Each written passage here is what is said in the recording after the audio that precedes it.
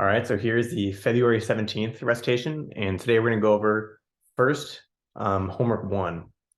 So I know that was due on Wednesday, so y'all should have had some time to go through and do it.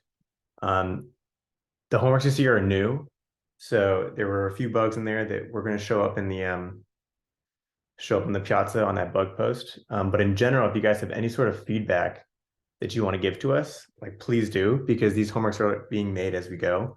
So if there are certain things about this homework that you thought were super frustrating, please let us know and we'll try and fix them for not only future iterations of this class, but also the later homeworks in this semester. So giving us feedback can directly benefit you and hopefully make these homeworks like more enjoyable for you guys.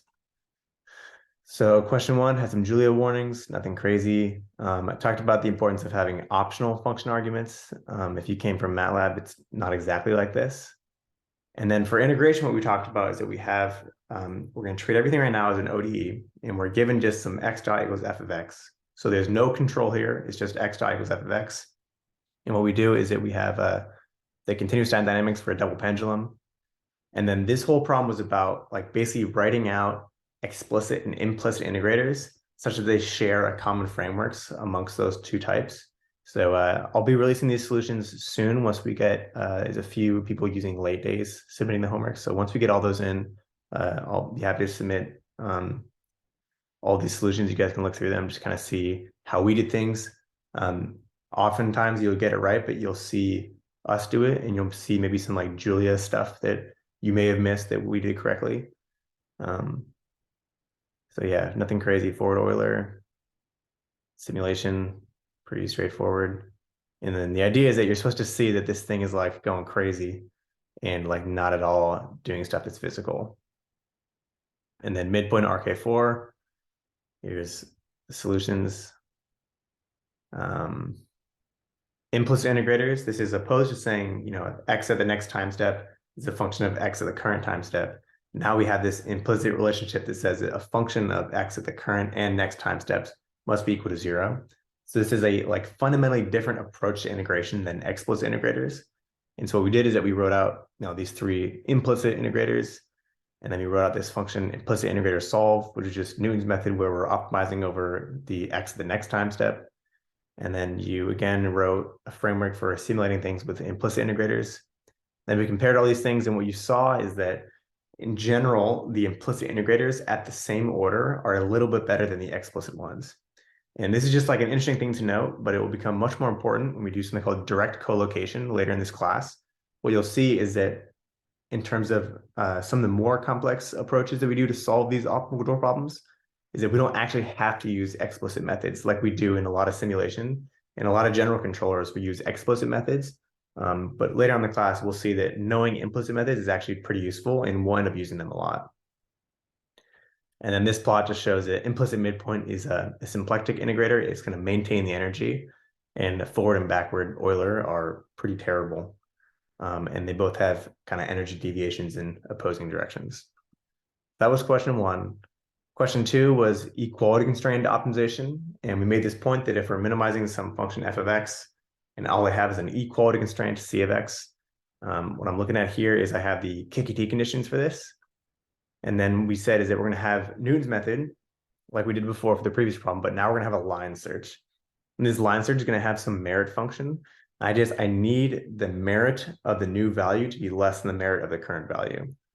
So I had you all write this pretty straightforward line search function.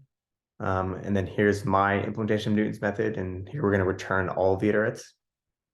And then we have our line search here. A few people I saw that were basically treating alpha as 1 and then doing the line search after z, which is not correct. The whole idea is that we use Newton's method here, and we're going to linearize our residual function, and we're going to compute a step direction, delta z. And then we use this line search to figure out like how long we want to step along delta z. If delta z is good, then we'll take the full step.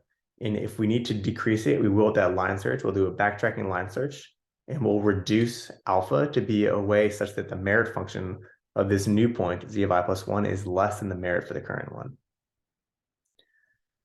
See, and then this is just a way for you guys to check Newton's method. And here we did a few simple constrained optimization things with full Newton and Gauss Newton.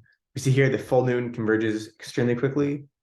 Gauss-Newton takes longer to converge, but if we only care about coarse tolerances, which is very common for control problems, the difference is not that significant, right? It could be the difference between like 3 and 5 iterations, but computing that full Newton-Hessian could be really expensive, so it ends up being worth it in terms of the wall clock time. So when Zach says wall clock, he just means like, if I'm actually going to think about like how long it takes the algorithm to run like on hardware, that's me talking about like my wall clock. So I saw that somebody just raised their hand. If you have a question, feel free to speak out. Yeah, hey Kevin, can you hear me? Yeah. Uh, in the class example, we had used the Taylor expansion for comparing uh, the termination condition. Here we are just comparing the merit function directly. Which problem are you talking about? For the termination condition, we just compare merit function at z plus delta z uh, as compared to z. And in the class, we had used a sort of a tolerance as well. Are you talking about this Yeah, merit in the right line here, search. the line search? Yeah. So before we had no line search. So before our alpha was just 1 every time. Now we're backtracking on alpha until our merit function is less than our Yeah. initial merit function.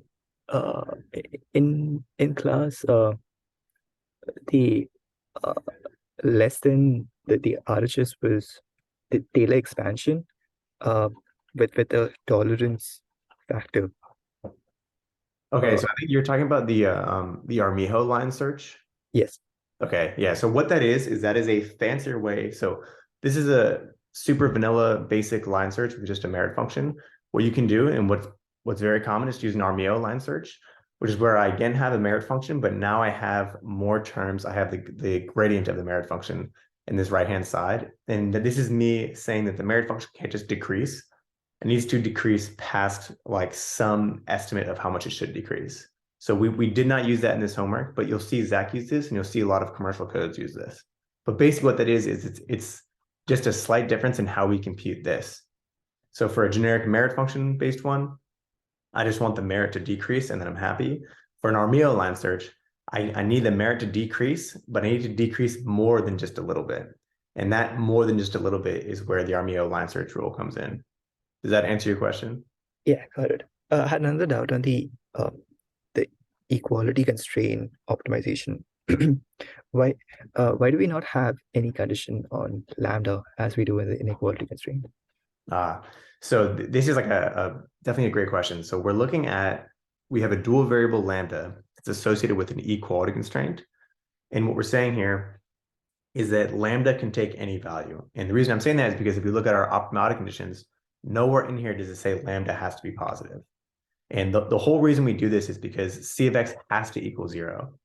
And if I think of an inequality case, I have my Lagrangian, and my Lagrangian is going to be my cost function plus the Lagrange multiplier times my constraint violation.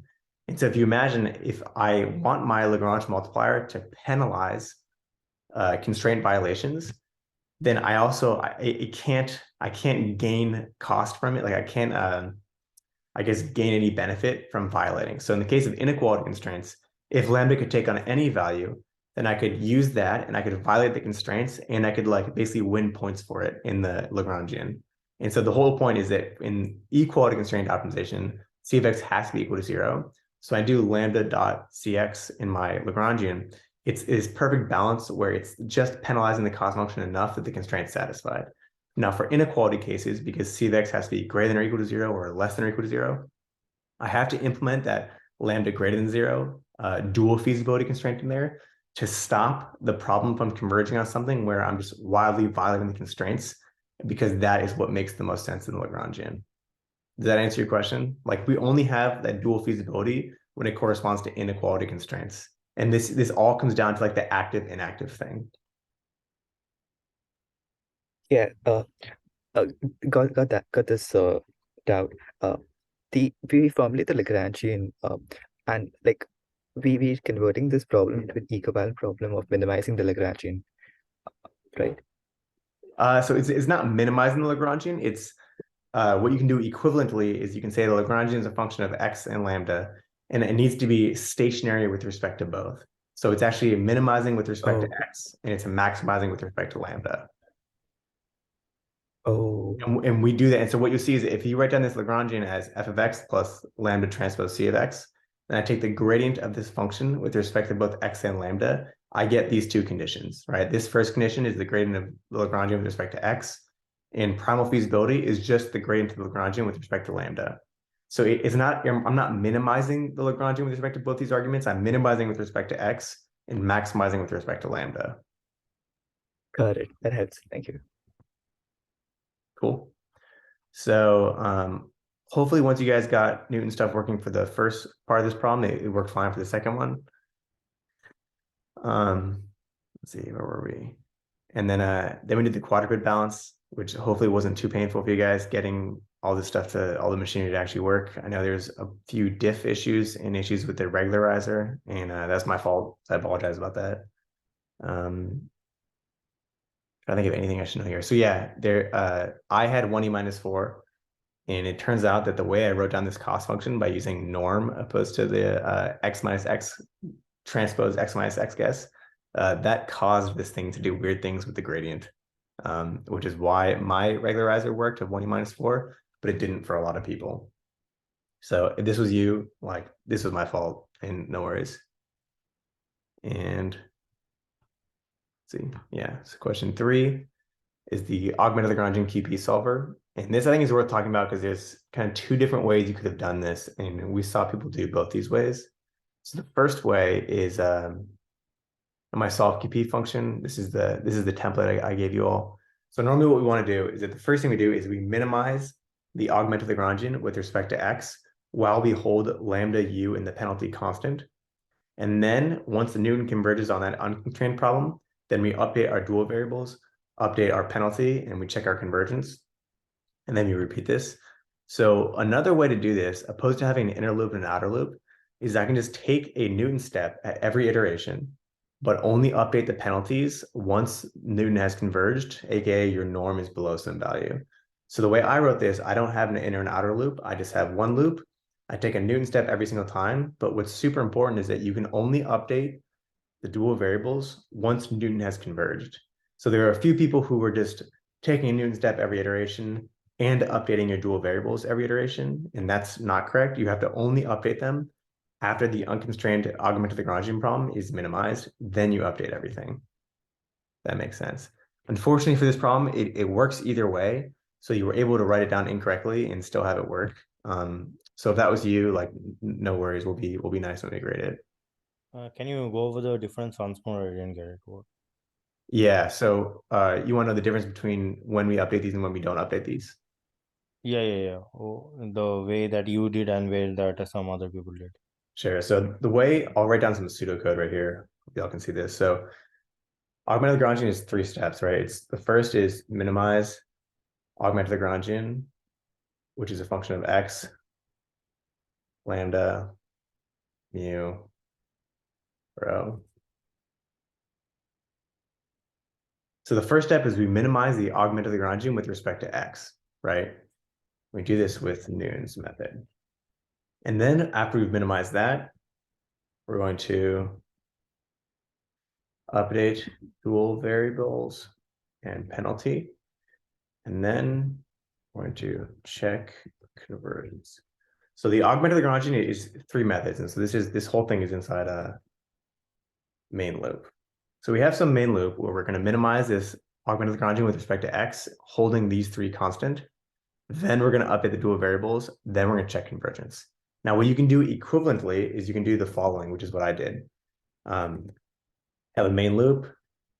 Then you're going to do compute Newton step on AL.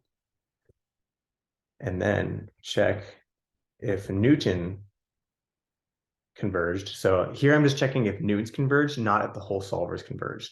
So by just checking if Newton's method's converged, I just have to check the gradient of the augmented Lagrangian and see if it's close to 0. And then if converge, update dual, update duals penalties, else, actually no, just end. Check conversions.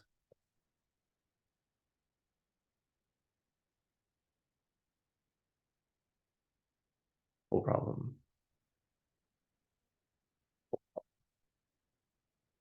So you see how these two ways differ? So in the main loop, I have a loop within a loop. So this step one right here, I will send it off to a function that does Newton's method, and I'll minimize the augmented Lagrangian gene with respect to x. And then in that inner loop, I'll then kick out to the outer loop where I'll update dual variables, check convergence. Or you could do what I did, and you could just take a Newton step every single time, but only update the duals and penalties if Newton has converged for that given set of lambda, mu, and rho. And then if it has, then we update the duals, but if not, we just keep taking Newton steps. And this just means that there's no inner loop, outer loop. There's just one loop that goes from 1 to max iters. I take a Newton step every single time, but super important, I only update these duals and penalties after I converge, such that it mimics this behavior. I think writing it the first way is probably a better way for you to understand like what's going on. The fact that we have inside the full loop, we have an unconstrained minimization happening. But you can totally write it in both ways. Does that answer your question? Yes, when you say Newton's converged, it means that it has found the minimum, right? The minimum of the augmented Lagrangian. So I'll do. Like, isn't the first and the second one like the implementation is different, but the thing is same, right? Like what we're doing. Yeah. So why did you say that the first one might not work for other cases? Oh, no. So what I was saying is that if you like, so in my loop right here, I do if norm of G is less than some value, then I update the duals. If not, I'm going to compute and take the Newton step. So what I was saying is that if you didn't do this logic and you just took a Newton step every iteration and updated your duals and penalty every iteration, in general, this does not work. For this problem, it happened to work. So for this problem, because it's like a nice convex QP, and it's relatively small, this approach actually worked. You could, update these dual variables too quickly and penalty too quickly, and it would still converge. But as a general rule of thumb, when we're using augmented Lagrangian methods for larger non-convex problems, this will not work. Okay, I see. All right, thank you. Cool. And then the next thing was doing the brick. So the one thing you had to know about this brick problem is that we are just going to assume that because we're using backward Euler, that the configuration or Q at time step k plus 1 equals the time step k configuration plus delta t times the velocity at k plus 1. And then everything else was just rewriting these KET conditions, gave us this. So, again, this will all be uploaded, so feel free to go through this in your own time. And then the sim was hopefully fun for you guys to see that the brick just kind of slid on ice.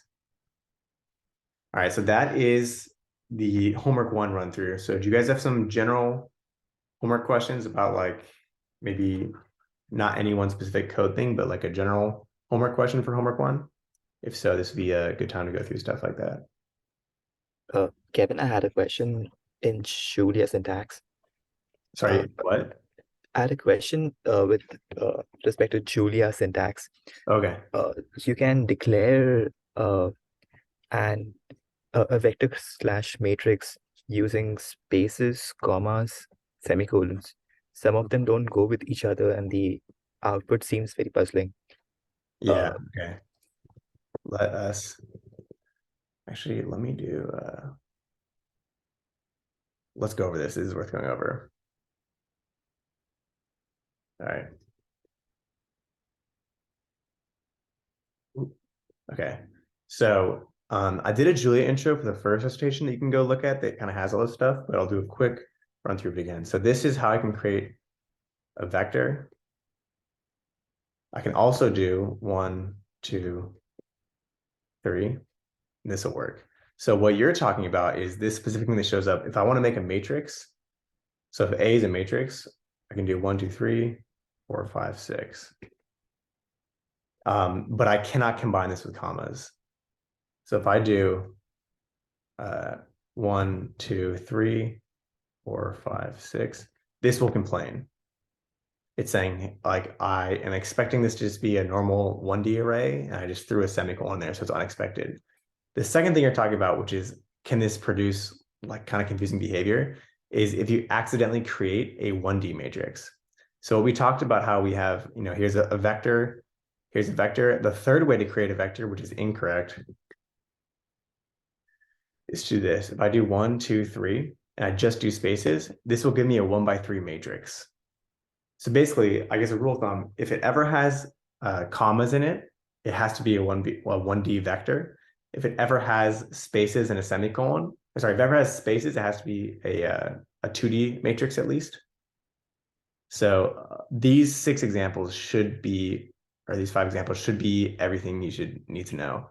This, you should be careful of not doing this because it's very rare that we actually want our 1D vector to be a 2D matrix with it's a row vector. Does that answer your question? Yeah, got it. Thanks. Also, when we are writing these matrix equations, does whenever we need the column vector, does the vector declaration that you showed us always work there? Or do we ever have to reshape into a like a 3x1, like into a column matrix? No, never. So like this should all just work automatically. So if I have rand 2, 2, x equals rand 2. So here A is a 2x2 matrix, X is a vector. I can do A times X.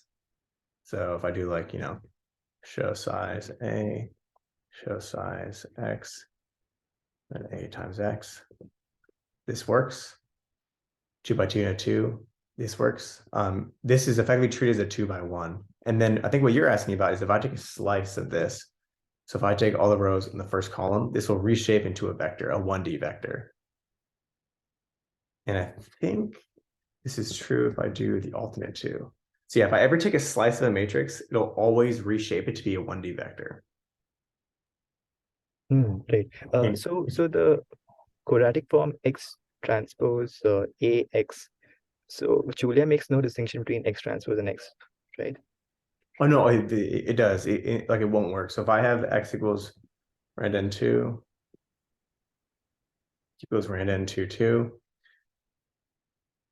this works, but this does not.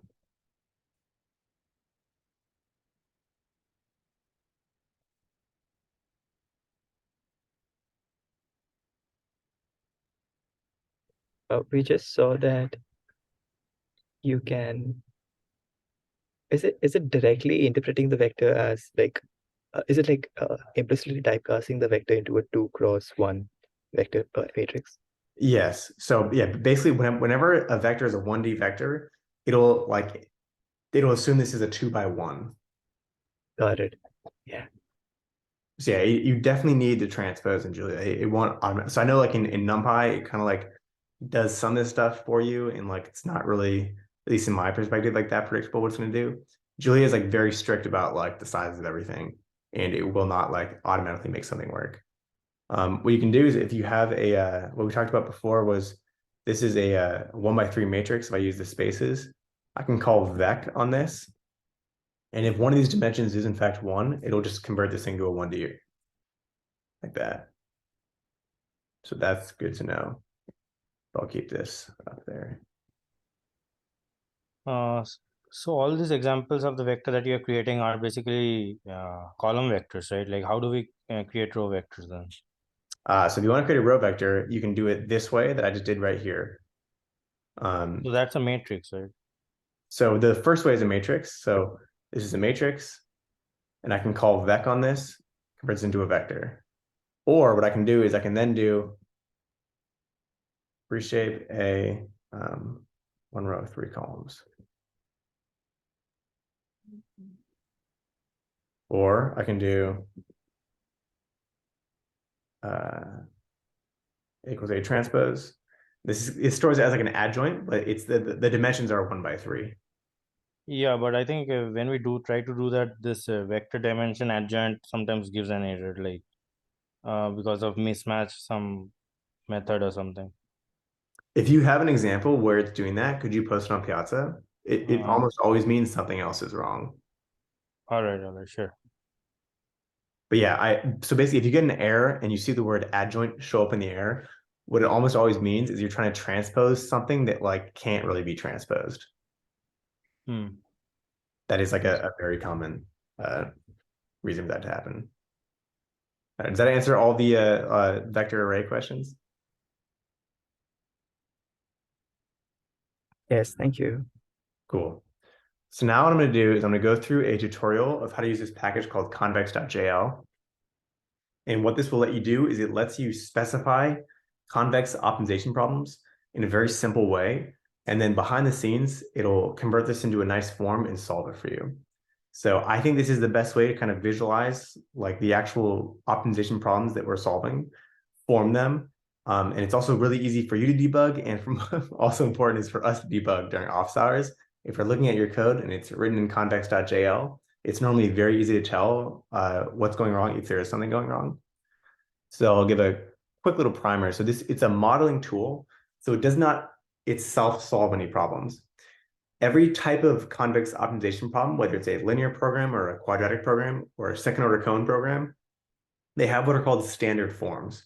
And this is a set of problem matrices and description that the solver is designed to take. And what you see Zach do in class, like when he uses OSQP, OSQP takes QPs of a certain form. And so you'll see Zach form these big QPs with a bunch of Kronecker products. And I think that stuff is like a little more complicated than it needs to be.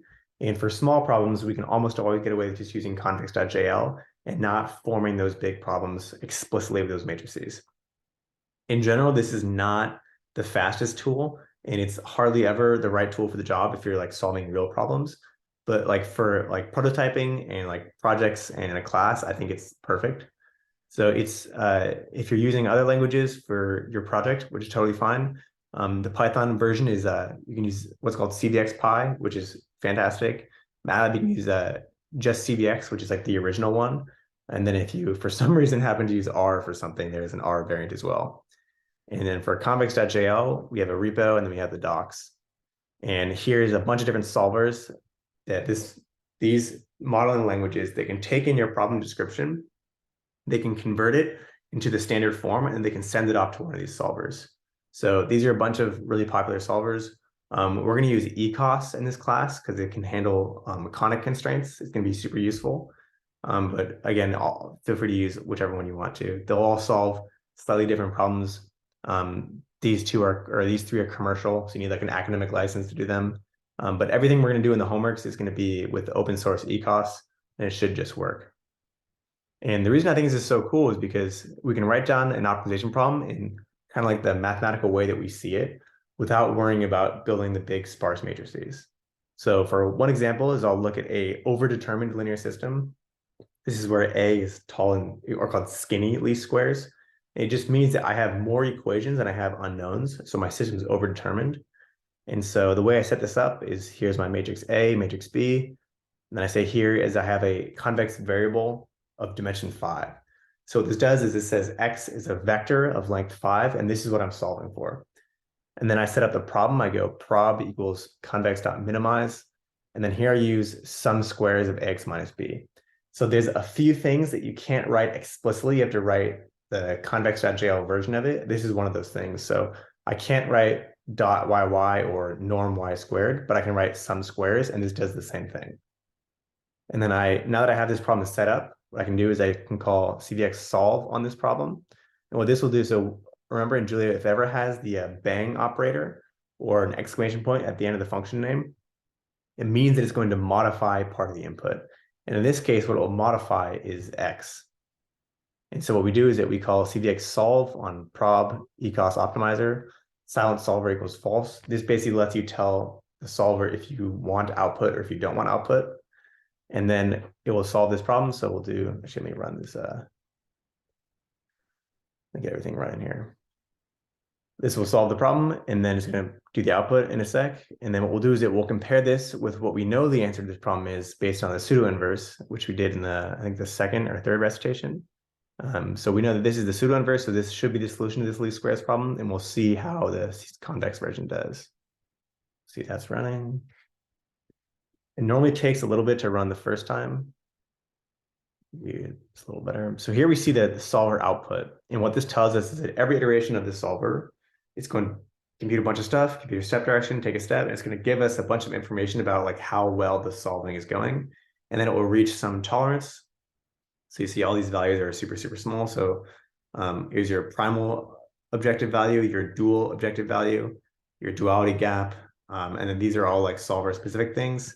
So we see that once these are all down to like nice low numbers below our tolerance, that we're going to output this thing as x dot value. And going back to our array discussion, it'll always store everything as a 2D matrix.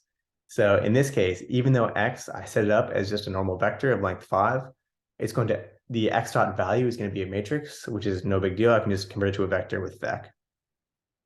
So this is our, I guess, our like first like problem that we're going to solve with this. Now this one I can add some constraints. So this is the other least squares problem. These are called fat matrices. So it's short and very wide. And what it is it's going to solve for the underdetermined least squares problem, which means there are more variables than there are equations. So we can definitely find a solution. We want to find the solution that has the lowest norm for x. So I'm going to minimize the norm of x subject to ax equals b. So the same kind of way I set up my A and B matrices, x is going to be a vector of length 10. I'm going to minimize sum squared x. And then the way I add constraints is pretty nice. I can add any constraint that I want to, assuming it's convex, but it's doing prob.constraints plus equals, and then I add my constraint right there. So this may look a little weird. There's a bunch of ways to do this, but the way that I'm using it is like, I think the easiest, and you can do everything with this way. So it's like, I think it's worth learning this way. Then again, we solve our problem with cvx solve, and then this puts our value here, which again is always a matrix. So I convert it to a vector using vec, and then we compare the pseudo inverse. What we see is that we get the same. And we solved. Optimal. And also, this is like very quickly. So even though there's like a lot of parsing happening and the problem isn't like super efficient in how it's set up, solving convex optimization problems is extremely fast. So here, this is like 0.4 milliseconds, which honestly is quite slow for this problem. We can make like a specific problem for small optimization problems that would be much faster, but it's important to know that if the problem is convex and it's like reasonably sized, assume that we can solve it like extremely quickly. Now we have an equality constraint QP. So we set up our QP. X is again, it's a convex variable of length n. And now here's like the next thing that we have to do specific to convex.jl. So before I said that sum squares is the convex.jl way of saying I want you to take the sum of all these squares. The same thing is true for quadratic. So I can't write x transpose times qx. I have to write it as a quad form. And this is super simple. It just means that like just take the vector x, take the matrix q, and this is our way of communicating to convex.jl that we want this to be a quadratic form or x transpose x. And you can always use a dot product. That's totally fine. So here's our cost. And again, we set this up as like a new variable. So cost equals this, prob equals convex.minimize cost. And then again, I can add my equality constraint like this. And then solve, and again, it's matrix value. There we go. And the cool thing about this is that so far, the first 3 examples, we wrote down fairly simple problems where putting the problem in standard form yourself would not be that difficult because it pretty much already was in standard form. But what about some problems that look a little weirder? So these are still convex problems, but they're not quite in any sort of form that we've seen before. So we have an L1 cost in our objective value, and this is fine. This is a convex cost. And then for a constraint, we have that the norm of x must be less than 3. So I can't put this problem in a linear program or a quadratic program. I have to use a conic optimization format, which is fine. So convex.jl will look at this problem description, and behind the scenes, it will convert it into the right form and then send it off to ecos to solve this problem. So x is a variable length 5. I want to minimize the L1 norm of this. So we do norm, and then 1 tells us it's L1 norm. And oops, I added the constraint at the wrong time. So I'll fix that. So here we add our constraint that norm. So the L2 norm of x must be less than or equal to 3. And then this lets us describe these problems like in a very simple way mathematically. And then convex behind the scenes will like formulate this problem correctly. Solved. So now we're going to go over, I think, a super useful example for you all for the sorts of stuff that you'll see in your homework. So here I kind of threw like a grab bag of like all the different things that we maybe could see. And I'm gonna do all of them in one problem so that when you're doing your own stuff for a project or for a homework that you've like seen it happen at least once. So here we're doing a traject problem for a linear dynamical system. So we have, x k plus 1 equals ax plus bu. And then we're optimizing over all of the x's and all the u's. So just like in our finite horizon LQR or the MPC stuff that Zach's doing, we can normally, if it's convex, we can fit it into a form that looks something like this. And so what we're doing here is we're minimizing over x from 1 to n, u from 1 to n minus 1. And then our cost function for our stage cost, aka the cost that's applied at each time step, we have the L2 norm squared of these things plus the L1 norm of u. And again, this is there's not a specific problem where this would be super useful for, but I'm just trying to show all the machinery working at once so that you can pick and pull the stuff that you want to use. And then I here it's an arbitrary L1 cost on u, and then I have a quadratic cost for the final time step. And then I'm going to have this constraint that my initial condition must be equal to some given initial condition. So x1 must be equal to the given xic. I have my linear dynamics constraints. I have a goal constraint. This says that my last state must be at some goal state. And then I have, another constraint here saying that the L2 norm of u must be less than or equal to 3. So u must be in this sphere. And then I can put, bound constraints on x. I can say that there's some x min and max that I want to keep x between. And all these things are totally fine in convex. Remember, if the cost function is convex and the constraints are convex and the problem is convex, we can solve it to a global minimum. And so what I'll do here is that I'll create a random linear system with 4 states and 2 controls. And then here I just do a quick test to make sure this, because it's a randomly created state or system, I'll do a quick check to make sure this thing is actually controllable. So this is the controllability matrix that you saw Zach go over in class. And then what I'll do is I'll create this QF term. This will be our terminal cost. So QF right here. And now I'm going to write down this exact problem as we see it right here. I'm going to write it in Convex.jl and solve it to show you like how we convert these sorts of statements into Convex.jl descriptions. So we're going to create these variables, and now they're going to be matrices. So the way I'm going to store these things, and the way you should do, is that you should store x and u as 2D matrices, where each column is the value at a new time step. So what that means is that, x of k equals x rows of k. And same is true for u. And this is how we're going to keep track of all of our states and controls for our trajectory. Then to create our cost, we'll do cost equals 0. Then we'll loop for k equals 1 to n minus 1. So this is, again, this is the stage cost component of this. So here's xk, here's uk, and then cost is, sum squares of xk minus xg. This is this term right here. And then cost is the L1 norm of u at that time step. And then I'm going to have a terminal cost, which is just going to be my quad form. This is the quadratic again, so x transpose qx. And then now I'm going to initialize the convex problem with prob equals cvx dot minimize cost. I'm going to add my initial condition constraint. This says that the first value of x, so x at the first time step, must be equal to some given initial condition. This is a linear equality constraint. This is totally fine. And then I have my dynamics constraints. This is from k equals 1 to n minus 1. And at each time step, I say that x of k plus 1 must be equal to a times x plus b times u. And then I'm going to have some goal constraint. This says that the state at the last time step must be equal to x goal.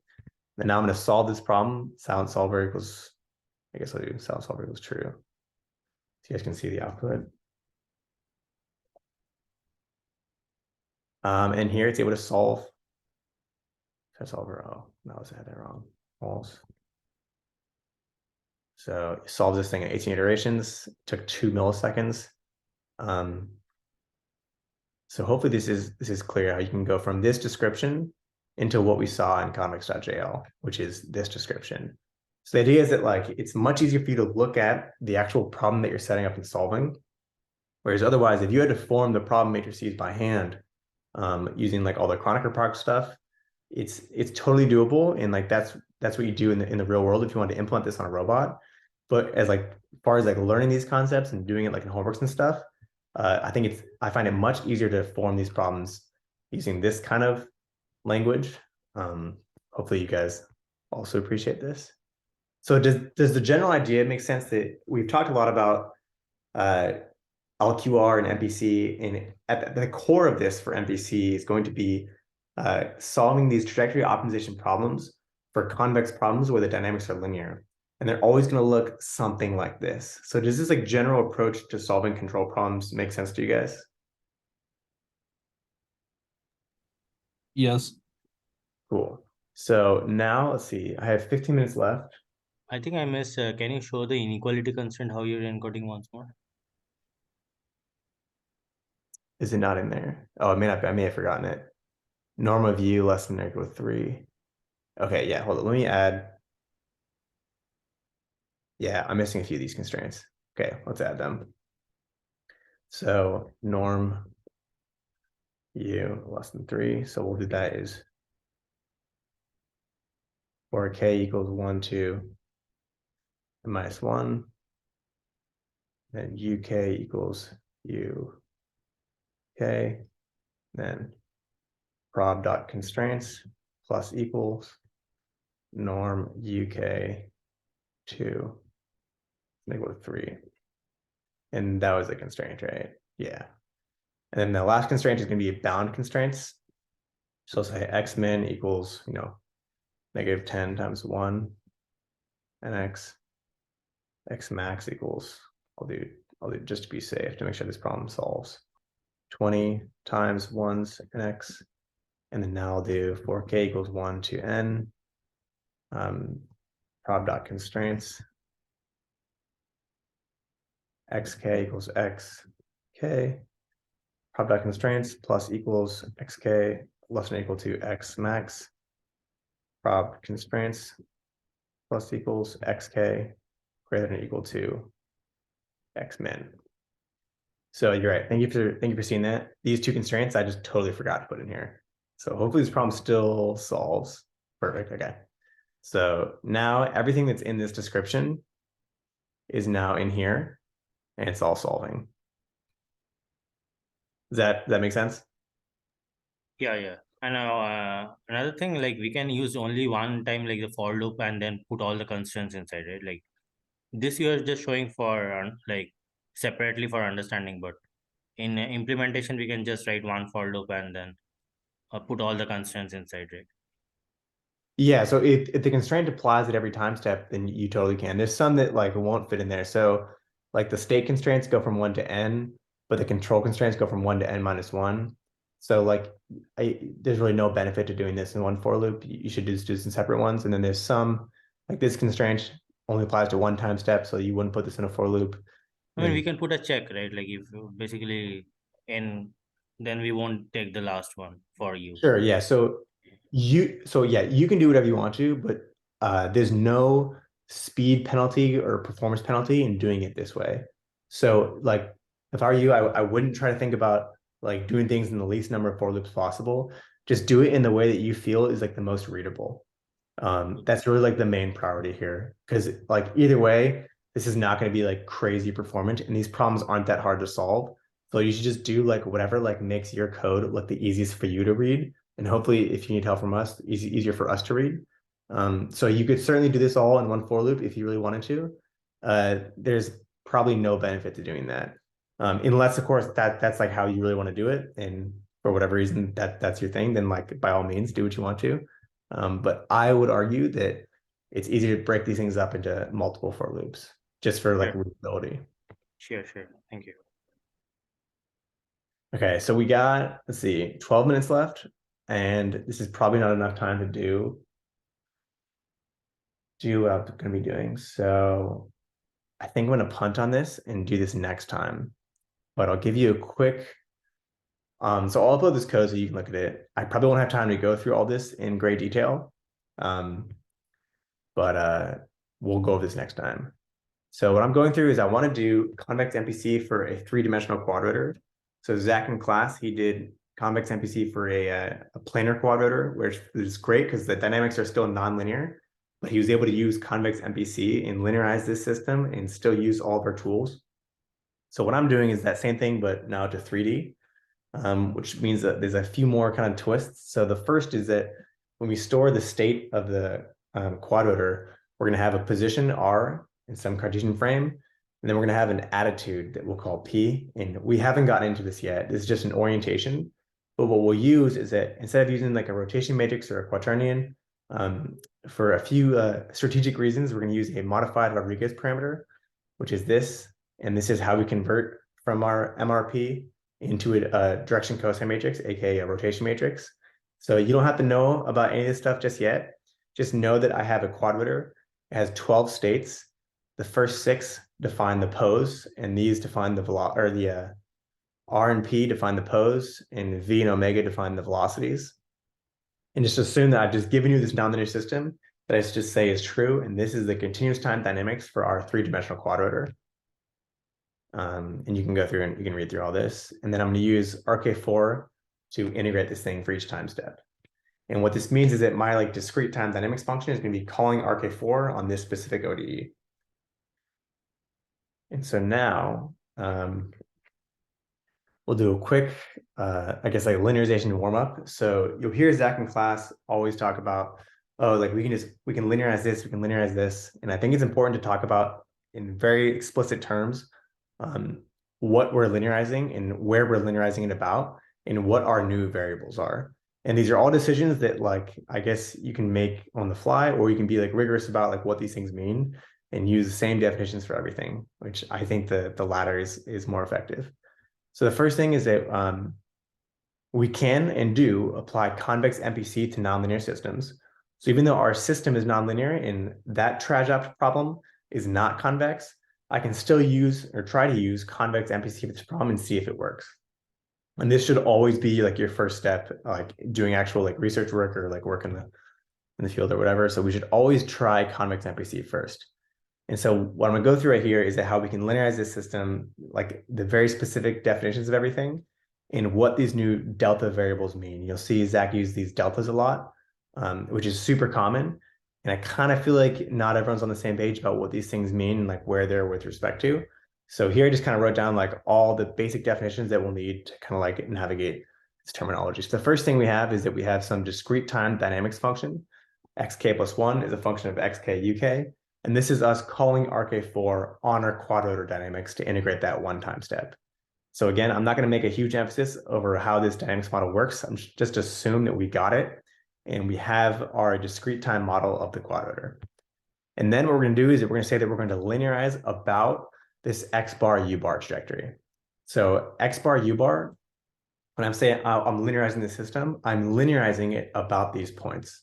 And so what I can do is I can now define these deltas and I can just kind of like make these up. And what I say is that I'm going to use delta to describe the difference between x and x bar, such that x equals x bar plus delta x and u equals u bar plus delta u. So when you see deltas with respect to linearization, this is almost always what they mean. So what they mean is that I have some point x bar u bar that I'm linearizing this system about. And these deltas are going to be the difference between the linearization point and the current point I'm evaluating the function at. And this translates to x equals x bar plus delta x.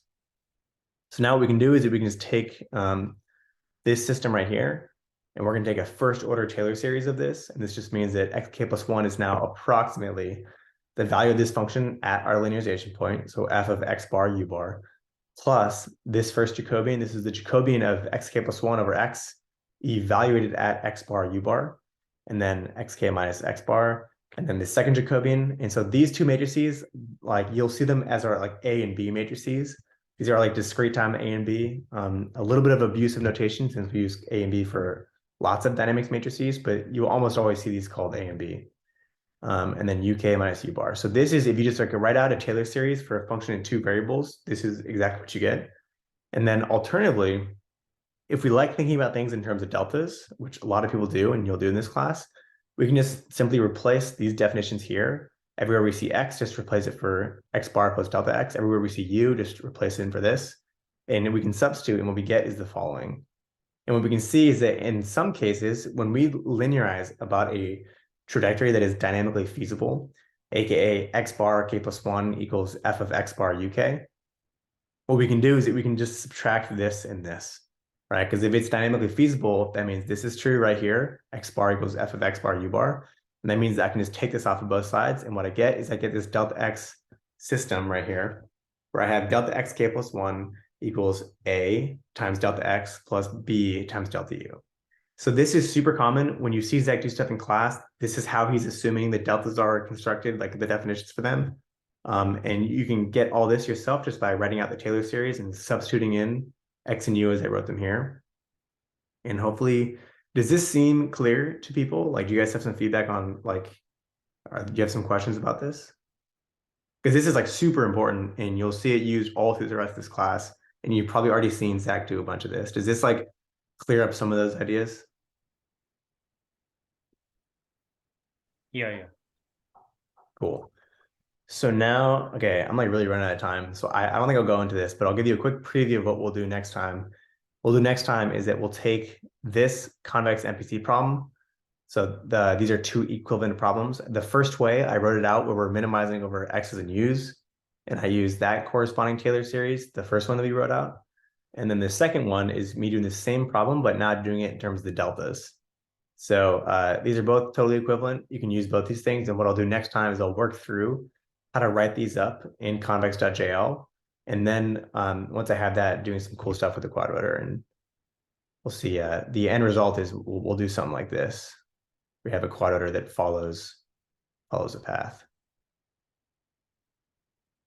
So hopefully you think this is cool, but I think it's a good example to show how we can take a nonlinear system and be rigorous about all of our definitions and form our linearized model, and then use this linearized model in our constraints for a convex MPC controller. So I think that's all I'll go through today. So I'll upload this code. You can feel free to take a look at it. But next week I'll actually like work through this problem and like you can like watch me like build it from scratch, which I think is gonna be super useful, not only for the homeworks, but also when you guys do your projects and do your own stuff, like seeing like a case study kind of thing is gonna be helpful. And in general, Zach and I were talking, I think that for the next few weeks, what I'll do, because I really think that kind of MPC is like the biggest takeaway from this class, is that I'll do like case studies where like each week I'll like have a new control problem and I'll kind of show like how we like build an MPC controller for this problem from scratch, how we implement it and like what the performance looks like. I think that would be super useful for projects because I know that in the past we've had like one homework question where people do MPC, but most of the projects at the end of the year end up being MPC. And so people have like just one example to pull from, which can be challenging. So the idea is that I want to like do a bunch of examples and like show how cool convex MPC is and how we can use it for all these different scenarios. And then from there, you can get maybe some more exposure to it. And then when you do your project, you'll have kind of more stuff to pull from. So I think that is all I'm going to go through today. Happy to answer any general questions. Hopefully this was useful. Homework 2 should be coming out like Monday or Tuesday of next week. And it'll have a bunch of these ideas on there. So you will like certainly want to reference the stuff I did on Convex.jl and see if it makes sense to you as well. And yeah, any questions?